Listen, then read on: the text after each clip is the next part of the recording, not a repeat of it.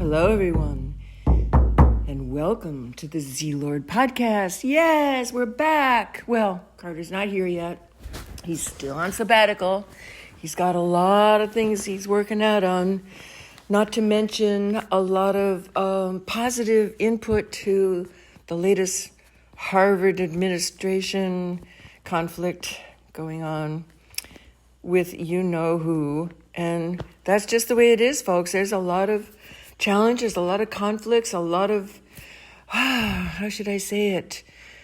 We're at the crossroads. We're at the crossroads of so much in our personal lives and in our public goings and cultural things and social things. It's a really wonderful and vibrant time to be alive and to be grounded in our knowledge that this is a spiritual journey we're on. This is not just politics. If you haven't yet grasped the fact that you're a spiritual being in a human body, you're going to be feeling pretty uncomfortable these days, because I truly believe, and a lot of people I've talked to in the spiritual world believe, that's what's happening now with this seemingly chaotic fear-mongering going on, especially by the media, and people buying into that. This is the challenge that we are facing right now, to spiritualize our lives. And if we have not yet spiritualized our own private life, people are going to feel pretty uncomfortable. There's going to be a lot of conflict, a lot of fear, and that doesn't have to be, folks. It really doesn't have to be. So that's why I'm sharing with you as a solo person on Z-Lord. Usually it's the conversation with my beloved, but he's joining the fight in different ways. He's out there. He's an alumni of Harvard, and I actually worked for Harvard longer than he went to school there. So we're pretty involved with what's going on in that arena. And I'm not going to talk about that so much because that's politics, and that's not what Z-Lord's about. This is a spiritual podcast. But when Carter comes back and has a conversation, we'll get an update with how he's involved, and he has been involved for decades with helping to bring awareness to not just his dear beloved alma mater, but to everything he does, and including our marriage. I mean, our marriage was a spiritual contract. We decided that the reason that we are together, man and woman who love each other, who want to spend the rest of our lives together, and this was 34 years ago, because we felt the connection with the spirit of life much stronger when we were together. You know, we two are bigger together than we would be separately. And I know a lot of people who have marriages don't have that feeling, but we do. And we designed our marriage to be of the spirit more than anything. Even raising kids and having adventures and choosing this and choosing that. It's always coming down to what is the true and the right thing from our spirit. What is directing us? And sometimes it's a dream. We talk about our dreams.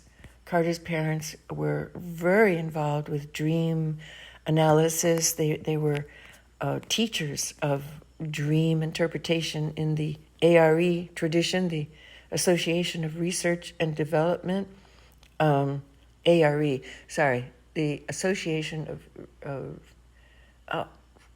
gosh, I forget what ARE, the Association of Research, wait a second here. Oh, well, ARE. The Association of, God, it's amazing how that just flew out of my head. But that's okay.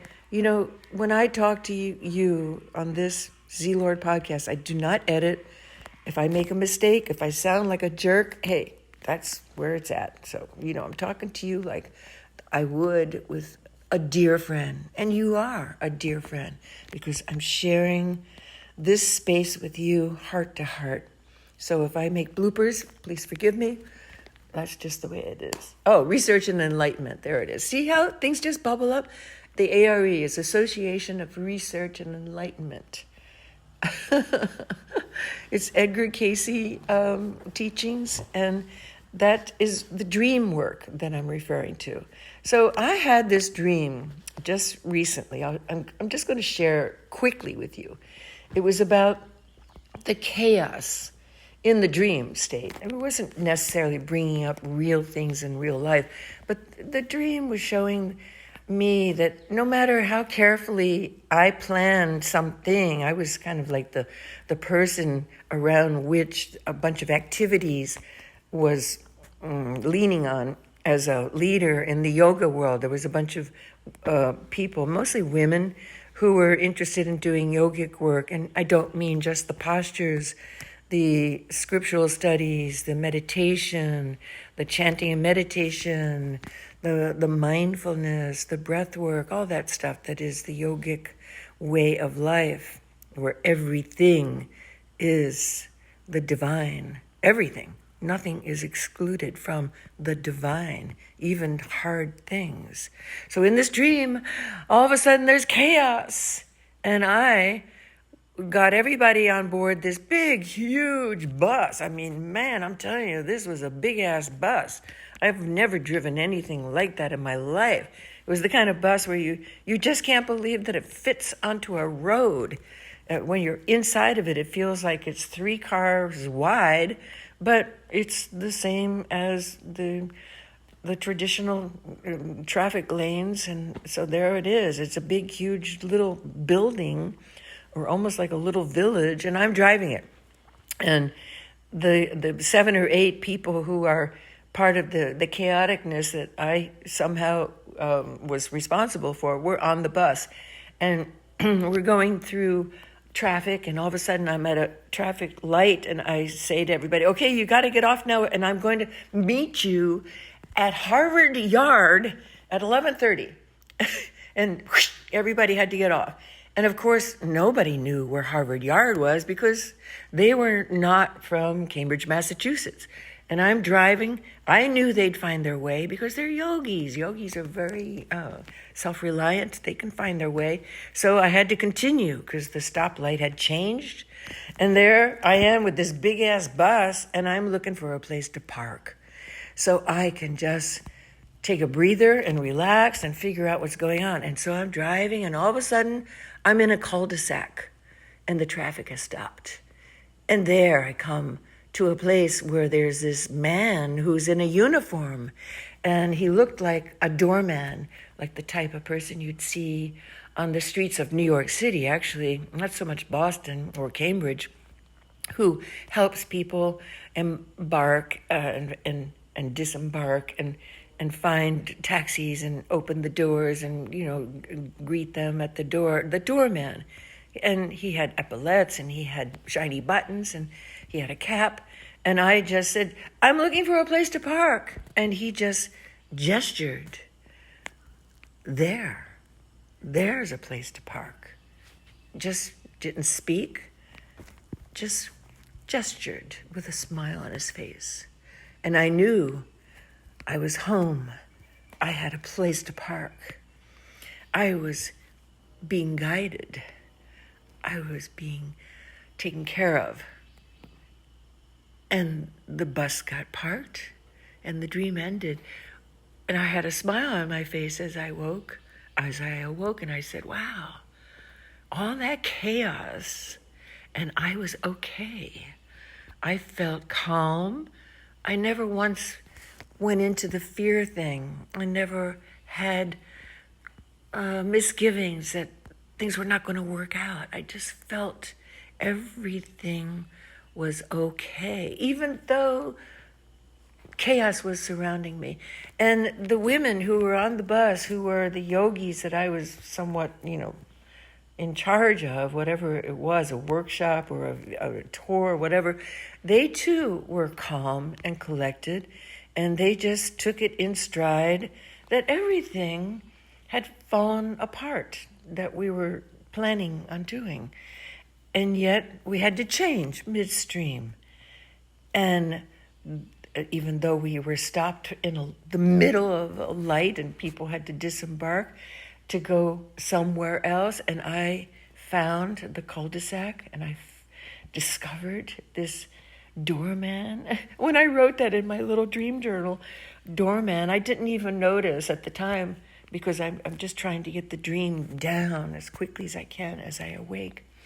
And this is a wonderful exercise if any of you want to have a connection with your subconscious. Keep a little notebook by your bed, and maybe you only write in it once a year or once every 5 years. In my case, like, it's random that I have a dream that is vividly telling me, this is important, you should remember this dream, for whatever reason. So as I was writing this dream in my little dream journal that hadn't been written in for about 6 months, I just quickly said that dude, that man in a uniform, was a doorman. And then later on in the day, I thought, wow, how very ironic that I chose to use that word doorman rather than, the chauffeur or the greeter or whatever, blah, blah, blah, because the open door and the door of perception and all these images of going in to a new thing from an old thing is something that I think about quite a bit, and it's part of the studies that Carter and I are involved in, to think about opportunity, to think about spiritual opportunity being available everywhere. Everywhere we look, we have the opportunity to reflect about this being a spiritual journey that we're on. It is not about what is going on out in the culture. Yes, that is happening and we have to negotiate it, but we don't have to focus on it. And people I know who focus on it, they're very screwed up right now. They're very angry.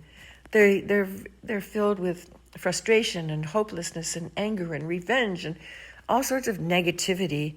But do they have the courage to shut off the news and to not engage, or just to briefly, to keep abreast of things like I do, because I've really don't want that toxic stuff in my mind. Carter and I do not watch news on the TV. We scroll through our little devices, which are handy little things and portable, and we can keep abreast of the news as we read. We can either go through the apps of newspapers or, social media if we wish, or, all the many sources of different flavors of news, not just one variety, and keep aware of what's happening without having that opinion that the pundits put in, that the news people do. They put a spin on it with the urgency or the videos, and we just don't do that because that's our choice. We want to know what's going on, but we don't want to plug into the commercialization and the media frenzy that is going on right now. And we understand that they have to. The news media has to create that because otherwise they're going to lose their customers. And there are people who plug into the drama, and those are their customers. So there's a place and there is a way of functioning in society for everybody. But we just minimize the way we get our news. And thank God I decided to at least know what's going on rather than not know, because there was a time in my life when I chose to not know. And this was way, way back, many, many decades ago, when I left the States and I said, I just can't stand the politics. So I went to live for 10 years in the Caribbean. And I chose not to know anything except the pleasantries of life. And that, my friends, was not healthy. That was not a healthy choice for me, because when I finally did come back and receive knowledge of what was going on with especially conflicts at the time Watergate was happening in America, I flew back to America right in the middle of Watergate, and it was like being involved in somebody's mental breakdown by coming back to the United States in the middle of all that without being prepared for the gradual transition of the conflicts. So we all have the choice of receiving the knowledge of what's going around us at whatever dose we can take, whatever is healthy in whatever fashion. And that's our free will. And for me, yes, I keep abreast of the news minimally. I know what's going on, not precisely and in detail, but that's not the most important thing in my life. I really want to stay focused on this spiritual journey that not just me, but all of us are on.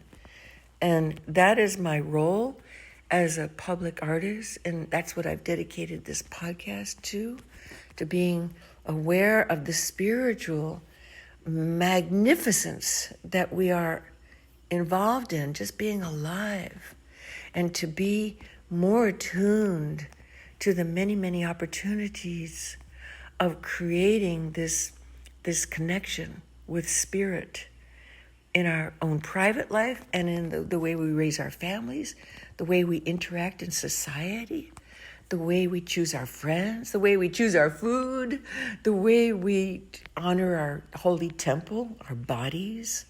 Do we keep it shiny and new and in good shape, or do we just stuff it with, pleasure? Those are all choices. Those are all spiritual choices that we all have, each one of us. And so I feel very enthusiastic. That dream about the bus, about the doorman, about being taken care of and being guided by this silent but surely grounded and divine symbol, which the doorman was. Call it God, call it higher power, call it, just inspiration, being in tune with the flow, being in the river of life and not resisting it, and finding that place, that safe place to park this big-ass bus that we're on, that we're all driving. No matter what's going on in your life, you've got your own bus that you're driving. You've got your chaos. You've got your set of variables that are either causing you to have discomfort or you're accepting as what is. And when we accept what is happening without all the fanfare of resistance and persecuting ourselves and demonstrating out there, then we have the key that opens that door to inner peace. Now, I'm not saying that you should not be upset about things that you feel are unjust, but there are ways of accepting that they are happening and being also aware of the fact that this is for a reason. And perhaps it's for a reason that you don't know, I don't know, nobody knows, but the divine doorman knows. And there is something happening called transformation and change and flux and the river, the flow. We are all either in it and feeling at peace with this flow. We don't have to approve of everything, but we can participate by just breathing and relaxing and parking our bus in a safe place and not resisting and not feeling that it's wrong, because it is happening and therefore it is part of our experience of life. There are so many interesting new thought people out there. I'm just going to mention a few that I've been attuned to lately. So Dr. Jim Doty is a favorite of mine because he years ago wrote Into the Magic Shop. And if any of you have not read it yet, before his second book, which just came out.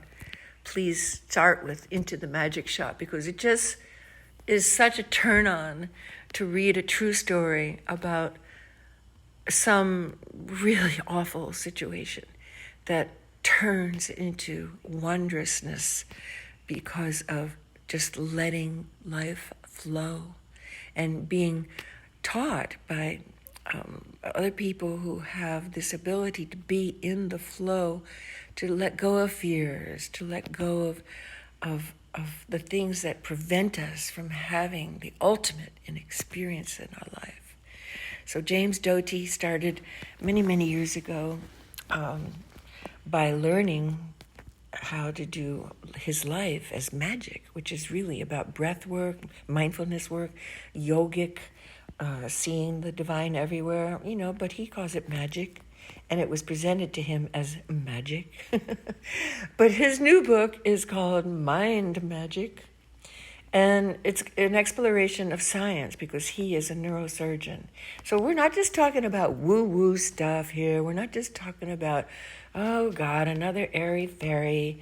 No, folks, science is catching up with the ancient sages who wrote wonderful scriptures back thousands of years ago, talking about this is a divine experience. This consciousness that we have is really sacred. And so Dr. James Doty's new book, Mind Magic, is on my bedstand, and it's an exploration of how we are neurologically wired for having this sacred experience. So that's one book I highly recommend that you check out. The other one is by Dr. Lisa Miller, and it's called The Awakened, I think, Mind or Brain. And she also is a scientific prover of these metaphysical and these mystical concepts that are such a part of my life. And she presents it as, her theories and her books and her many wonderful talks out there in the podcast world, especially Mel Robbins, who has interviewed both these wonderful authors, Dr. Doty, Jim Doty, and Dr. Lisa Miller.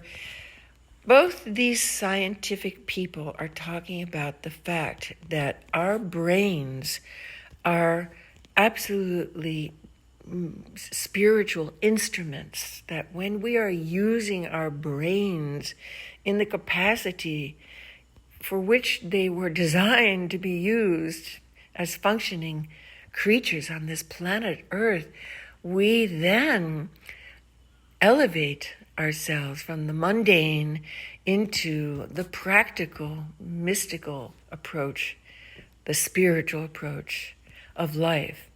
And we have our superpower. We absolutely tune into our superpower when we let go of fear and tune into love. You're either in a state of fear or you're in a state of love. That's what the bottom line is. And when you choose to go into the state of love, you are spiritualizing your life. And if you keep getting pulled back into those fears or sadness or frustration or whatever those other negative things are that are other mask that fear wears, then you are cutting off that energy, that ability to use your human brain for which it was designed by the Creator to be in a spiritual connection with the energy of life. So it's science. It's not just metaphysics. It's not just yogic philosophy. It's not just wanting to escape the pain of life. And we're not saying, okay, use plant medicines or use a therapist or anything. We're just talking about know your science, know the anatomy of your human brain, and know that you have a choice. That whenever you feel yourself going into fear or doubt or even skepticism or some kind of negative state that is not comfortable and you feel all itchy and weird, like you want to get out of your body, that is you choosing fear. And you can learn how to let go of those. Learn to meditate. Learn to shut off your analytical, fucked up thinking, your logical brain. Learn to shut it off. And learn to shut off the news. Learn to do things like choosing friends well and giving yourself more self-care. You can learn these things and you can be immersed in that state of love if you choose. Now, maybe you're more comfortable being agitated and therefore you're going to be okay with that state of fear. And I'm not saying that you're a bad person. That's just where you're at. You have chosen that because these are all choices that we have. And so I bet anybody who's listening this far in this podcast is choosing, well, yeah, I want to be in the state of love.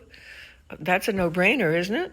But that expression, no-brainer, it's really knowing that that is our true brain. That is the true function of our human anatomy. Neurologically, we are wired to be spiritual beings. That is our true nature. That is our comfort zone.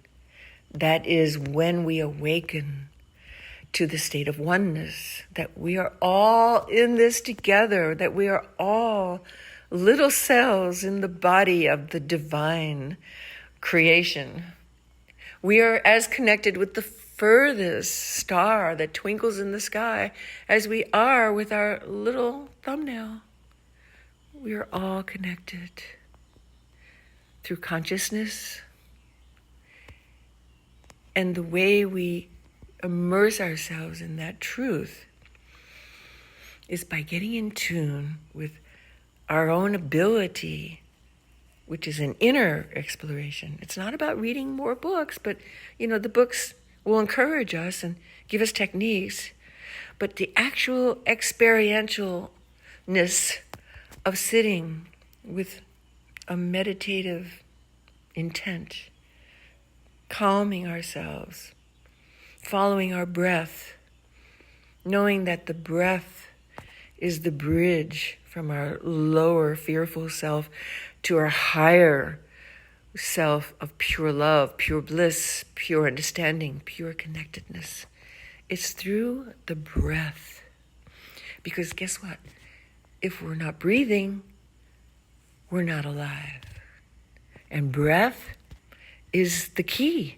Breath is the key, that doorman that holds the way, the sign, this way, folks, this way to understanding who and what we are. That's the key that the doorman is holding. And that's the door that he, she will open for us every time we tune into the continuousness and the universality of breath. It is the bridge. It is the bridge. So if you haven't yet learned and you're looking for how to do this breath work, well, I put up mind stillers on my YouTube channel, and many teachers are available. You just have to find some person that's comfortable, that rings your bell, that you feel like you trust them, and learn to still your mind. And the more you go into that place of stilling your mind, where you get away from the rack-a-rack-a-roo of continuously thinking, and calm yourself, calm your nervous system, let your thought processes dissolve, and let your brain function as the spiritual creature that you really are, then you will begin to experience that state of love. More and more and more and more and more and more and more and more. The more you meditate, the more you tune into your breath, the more you focus out the negatives and the fear, the more you are embracing the love. And you don't have to make a formal big deal out of the process of tuning into love. It can just be a reminder, oh, I have a choice. I don't have to go there. I don't have to be in a state of fear. I can even go through chaos and be on this bus, this big ass bus, and feel totally empowered. I'm in my superpower because I'm a spiritual being having a physical experience. And all is well. And the doorman is within us all. The doorman is us. It is just part of us. It's our higher nature. It's like the guardian angel that we were taught about when we were little kids. But the guardian angel is our own higher self, our loving nature, spiritual self, not the fearful, like, oh God, the world is just so fucked up. I want to check out or something. No, that's not us. And the people who are misled and choose to stay there are very uncomfortable right now. So I urge you, if you're feeling uncomfortable in your own skin, check out the fact that you have choices, and what that fear is your choice. It is not what's happening in the world around you. It is something that you have focused on, and therefore it is your reality. And if you focus on the truth that we are spiritual beings in this physical form of humanness, then your superpowers charge up, and you can do and think and speak from a place of love, and be more effectual, and spread more love, and smile at yourself when you look in the mirror, and smile at a stranger who looks like they need a hug, but we don't want to go and hug strangers necessarily. But you can smile, and you can spread love, and you can have these thoughts in your mind, which is like the remedy that the world needs right now. We need more love. So think loving thoughts, think healing thoughts, and spread love wherever you go.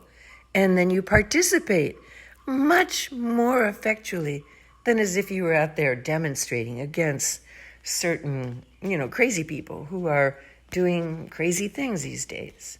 I mean, we don't know why, but it is happening. And it's the swing of the pendulum. The pendulum swings one way, and then it swings the other way, and we can throw in our rhythm of love and not go with the crazy erraticness of fear.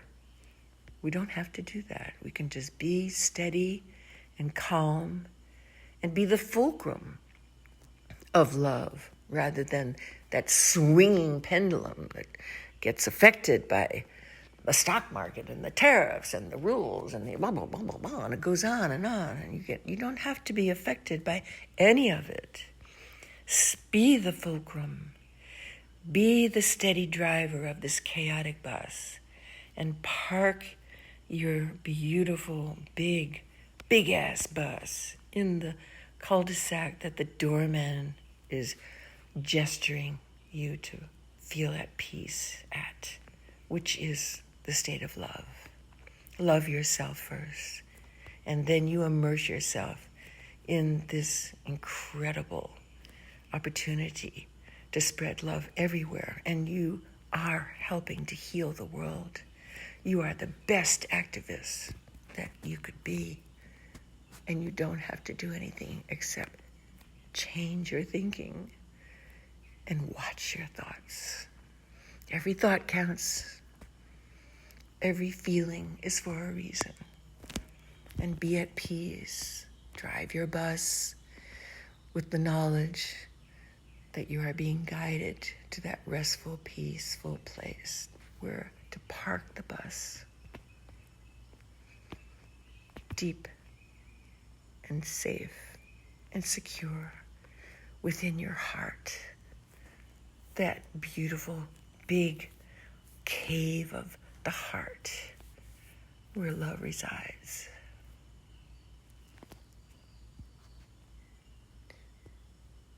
Om Namah Shivaya.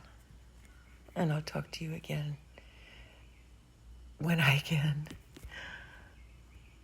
Bye-bye, my friend. I love you.